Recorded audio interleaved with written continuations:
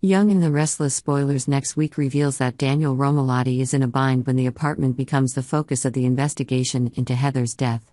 Despite Daniel's attempts to fight back and stand his ground, he is unable to stop Chance when he returns with a search warrant, determined to find evidence. This is when secrets begin to come out, and Daniel's entire world is about to be turned upside down. During the search, Chance discovers undeniable evidence: a bloody towel and Heather's phone, both of which are vital pieces of evidence that Daniel did not know existed in his apartment. Daniel knows that things have gotten out of hand. The discovery of this evidence will lead to him being charged and held responsible for Heather's death, even though he was not at fault. Chance continues his investigation and decides to turn the information over to Summer Newman, Daniel's sister.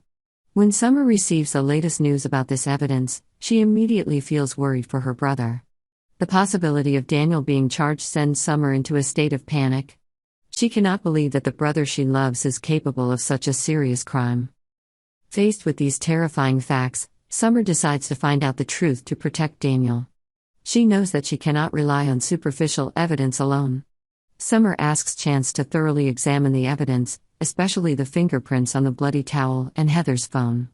Although everything seems to point against Daniel on the surface, Summer is convinced that something is wrong. And she is right. When Chance conducts a detailed examination, mysterious fingerprints appear on the evidence that do not belong to Daniel. This complicates things and raises the question: who was really behind Heather's death?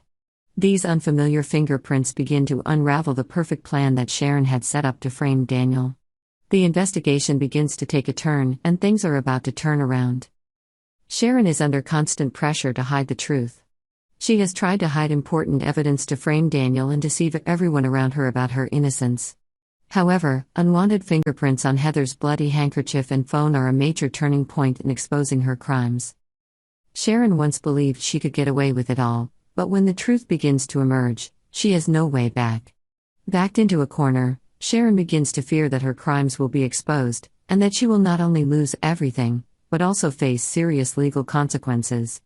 Sharon's downfall is not just a personal event, but also involves many other characters in the story.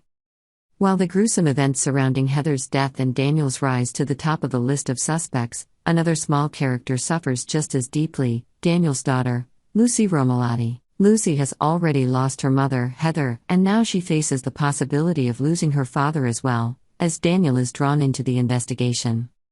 Lucy's grief is a tragic piece in the tumultuous picture.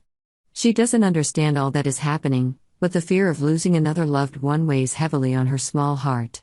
Lucy's love and loyalty to her father deepens as she witnesses the trials Daniel faces. Phyllis Summers, Daniel's mother and Lucy's grandmother, understands the pain her granddaughter is going through.